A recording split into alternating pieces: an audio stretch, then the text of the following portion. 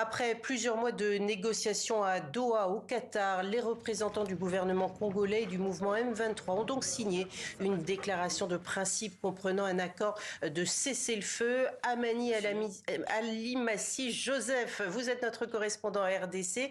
C'est une nouvelle étape qui vient d'être franchie. Que dit clairement cette déclaration? Oui, Isabelle, vous l'avez dit en titre, hein, c'est les grands jours pour les Congolais, c'est du moins que l'on puisse dire. Après 3 mois de discussions directes entre d'une part le gouvernement congolais et de l'autre le mouvement rebelle de l'AFC M23, ils viennent de signer une déclaration de principe pour parvenir à un accord d'un cessez-le-feu et le retour d'une paix durable dans l'est de la RDC. C'est un document un peu plus volumineux par rapport au Qatar, à Doha, pays médiateur. On note l'engagement des deux parties en conflit à rechercher une solution pacifique au conflit à travers la diplomatie, la négociation conformément aux principes de la Constitution de la RDC, la Charte de l'Union africaine, celle des Nations unies et au droit international. Il s'engage également à coopérer pleinement avec les organisations internationales, régionales, dans le respect de la souveraineté et de l'intégrité territoriale de la RDC afin de protéger les populations civiles et de mettre en œuvre les principes énoncés.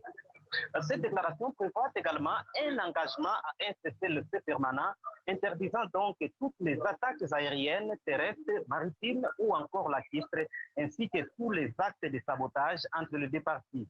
Un mécanisme de supervision et de vérification sera d'ailleurs mis en place pour définir les modalités du cessez-le-feu et garantir la mise en œuvre. Les deux parties ont également convenu de s'abstenir de tout acte susceptible de compromettre le bon déroulement du processus en cours au Qatar à Doha. Les signataires s'engagent enfin à adopter des mesures de confiance visant à rassurer la population congolaise et créer un climat favorable au dialogue.